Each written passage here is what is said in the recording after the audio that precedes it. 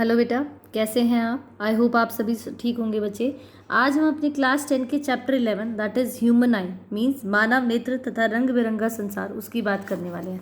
आज हम इस चैप्टर की नई शुरुआत करने वाले हैं बच्चे। अगर अभी तक आपने मेरे चैनल को सब्सक्राइब नहीं किया है तो आप नीचे दिए हुए लिंक पर क्लिक करके मेरे चैनल को सब्सक्राइब कर सकते हैं।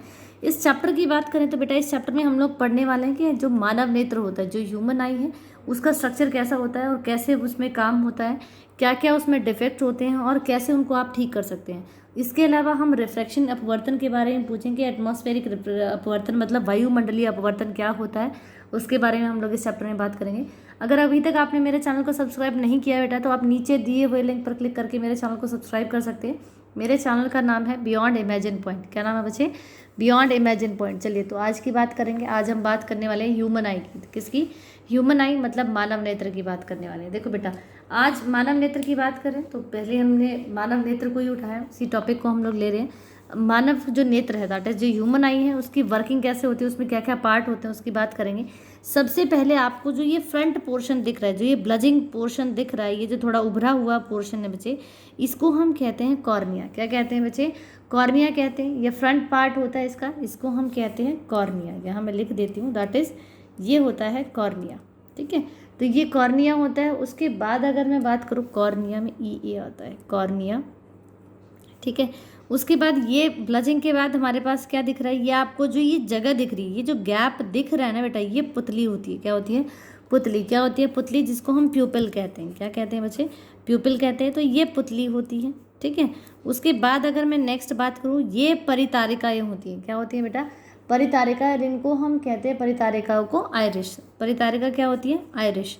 आपको ये जो पोर्शन दिख रहा है ना, ये जो रेड वाला पोर्शन मैं यहाँ मार्क कर दे रही हूँ, ये जो रेड पोर्शन है यहाँ पर, ये थोड़ा आगे तक निकला होता है ऐसे करके और ऐसे। ठीक है, तो ये जो पोर्शन है, ये जो दो लाइंस आपको रेड कलर की यहाँ पे नज़र आ रही हैं, ये आयरिश होता है। क्या होता है बच्चे? मैं इनको थोड़ा और अलग कर देती हूँ। तो ये पोर्शन जो ये ग्रीन कलर से मैंने दिखाया, ये आयरिश है। ये क्या है बच्चे? ये आयरिश है। ठीक है, ये आयरिश होता है, जिसको हम हिंदी में परितारिका कहते हैं। इंग्लिश में ये आयरिश होता है और हिंदी में इसको हम परितारिका कहते हैं। उसके बाद हमारे पास यहाँ पर ये पोर्शन दिख रहा है आपको, जो इसको लेंस को पकड़े हुए हैं, इनको हम कहते हैं पक्षमाभी पेशियाँ। क्या कहते हैं? पक्षमाभी पेशियाँ। क्या कहते हैं बेटा? पक्षमाभी पेशियाँ कहते हैं। और इन्हें इंग्लिश में अगर मैं बात करूँ तो हम कहते हैं सिलेरी मसल्स। क्या कहते हैं? Ciliary muscles. मैं यहाँ पक्षमाभी पेशियों के नीचे लिख देती हूँ, that is ciliary muscles. Ciliary muscles उनको कहते हैं, CILIARY, सिलियरी मसल्स, MUSCL। ये सिलेरी मसल्स होती हैं। ये दृक तंत्रिका होती है, जिसको हम ऑप्टिक नर्व कहते हैं। क्या कहते हैं बेटा? Optic nerve. और one of very important that is दृष्टिपटल। दृष्टिपटल, जिसको हम कहते हैं रेटिना। क्या कहते हैं बेटा? रेटिना कहते हैं। और ये सबसे इम्पॉर्टेंट पार्ट, ये जो मैं आप ड्रॉ कर रही हूँ यहाँ पर, ये होता है लेंस। क्रिस्टली, जैसे मैंने हिंदी में लिखा क्रिस्टलीय लेंस, तो इसको हम कहते हैं लेंस, या क्रिस्टलाइन लेंस भी बोल सकते हैं। वैसे ये लेंस होता है। क्या होता है बेटा? लेंस, जो बहुत इंपॉर्टेंट पार्ट होता है हमारी आई का, तो ये लेंस होता है। ये हमारी आई का क्या है बच्चे? ये प्रॉपर डायग्राम हम लोगों ने बनाया पेपर में। अगर आता है तो आपको ऐसे ही बनाना है। अब वन बाय वन हम इसके पार्ट्स की बात करेंगे, कौन सा पार्ट कितना इंपॉर्टेंट है। ठीक है, तो सबसे पहले हम कॉर्निया की बात करने वाले हैं। कॉर्निया, जिसको श्वेत मंडल भी कहते हैं, और इसको हम कहते हैं कॉर्निया। ठीक है, तो कॉर्निया क्या है? हमने कहा ये जो ब्लजिंग सा पोर्शन, आपको ये जो उभरा हुआ पोर्शन दिख रहा है, ये हमारा क्या है? कॉर्निया है। क्या बच्चे? ये कॉर्निया है।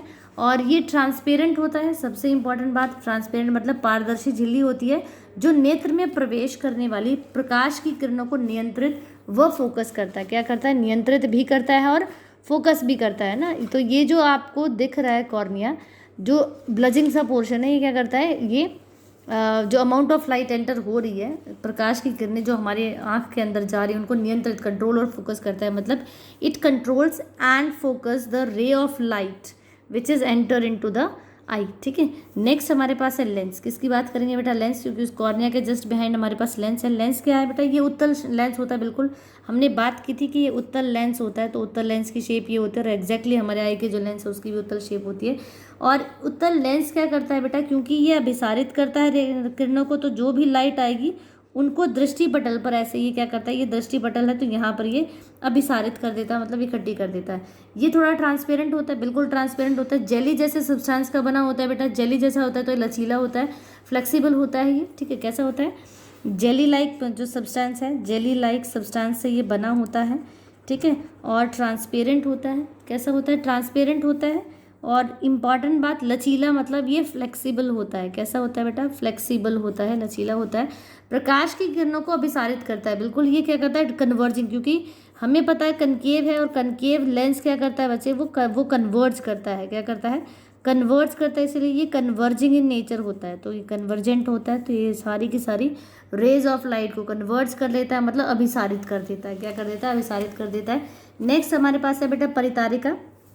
परितारिका जिसको हम इंग्लिश में कहते हैं आयरिश, क्या कहते हैं बच्चे, आयरिश कहते हैं। तो आयरिश का फंक्शन क्या होता है, परितारिका का फंक्शन क्या होता है, कार्य क्या होता है बेटा, यह कॉर्निया के पीछे एक पेशीय डायफ्राम होता है, बिल्कुल एक डायफ्राम होता है जो पुतली के आकार को नियंत्रित करता है। पुतली के आकार मतलब देखो आपकी पुतली क्या करती है, प्यूपल का काम होता है, जो हमारी आईज होती हैं इनके सामने जो ये ओपनिंग है, ये जो ओपनिंग है इसको हम प्यूपिल कह रहे हैं। ये क्या है आपका प्यूपिल। अब ये जितनी छोटी होगी तो कम लाइट जाएगी, अगर ये फैल जाएगी तो क्या होगा, ज़्यादा अमाउंट लाइट जाएगी इसकी, ठीक है।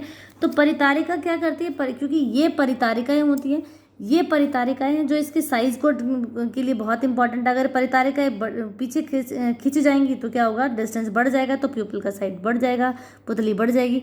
अगर ये थोड़ी पास आ जाएंगी तो इनका क्या गैप, ये जो गैप है ये कम हो जाएगा तो लाइट कम जाएगी। इसका मतलब ये क्या करती है बेटा, ये कॉर्निया के पीछे क्या करती है, पुतली के आकार को, बिल्कुल ये प्यूपिल के साइज को क्या करती है, सेट करती है। प्यूपिल बड़ा होगा, ज़्यादा लाइट जाएगी या कम जाएगी, इस चीज़ को कौन देखती है, आयरिश देखती है। अब नेक्स्ट, क्योंकि पुतली के आकार को ये नियंत्रित कर रही है, पुतली क्या करती है उसकी बात करते हैं। पुतली जो होती है आँख में प्रवेश करने वाले प्रकाश की मात्रा को, बिल्कुल देखो बेटा, क्योंकि पूरी दुनिया हमारे सामने, उसमें से कितनी अमाउंट ऑफ लाइट हमारी आंखों के अंदर जाएगी उसको डिसाइड करती है पुतली।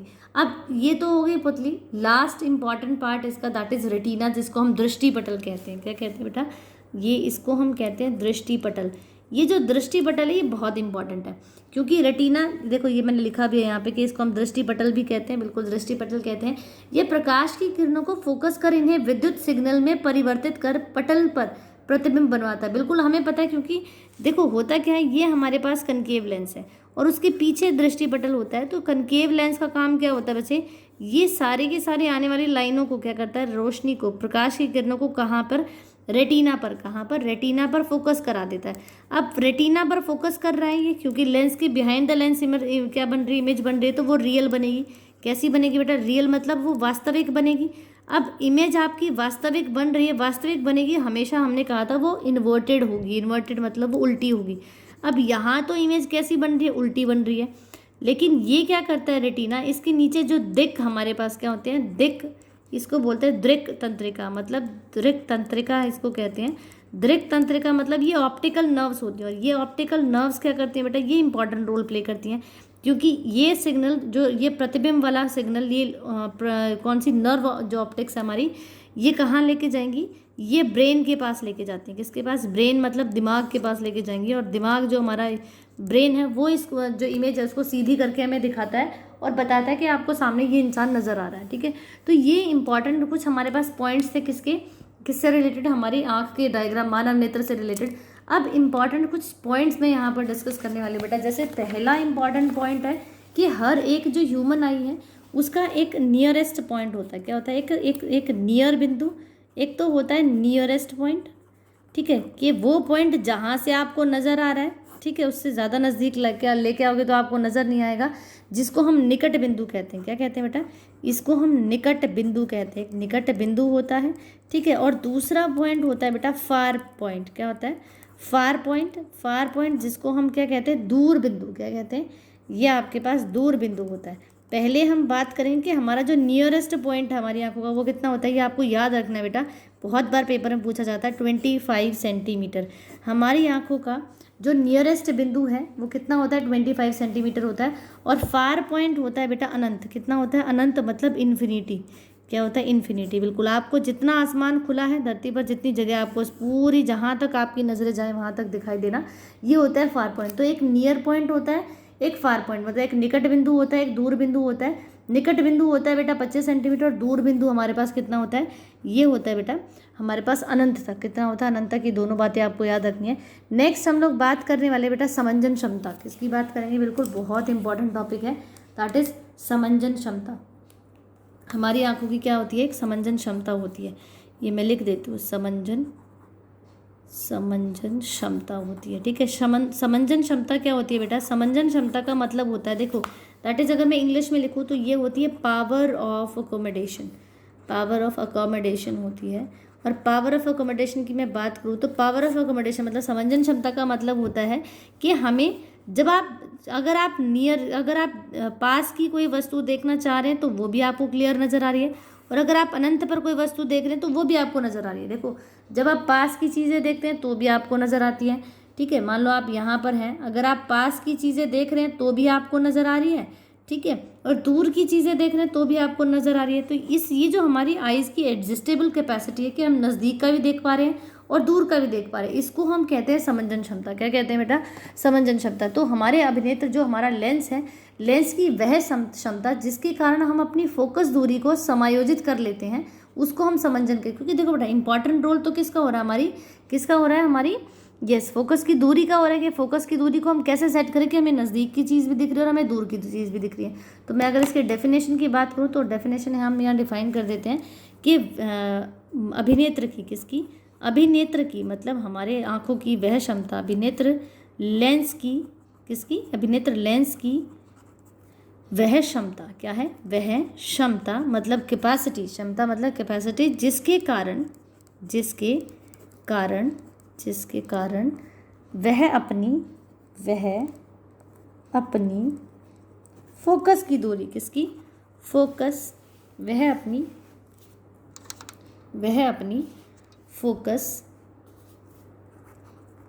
फोकस की दूरी, क्या करता है, फोकस की दूरी, इसको फोकस की दूरी को समायोजित करता है। क्या करता है बच्चे, समायोजित करता है। क्या करता है, समायोजित कर लेता है।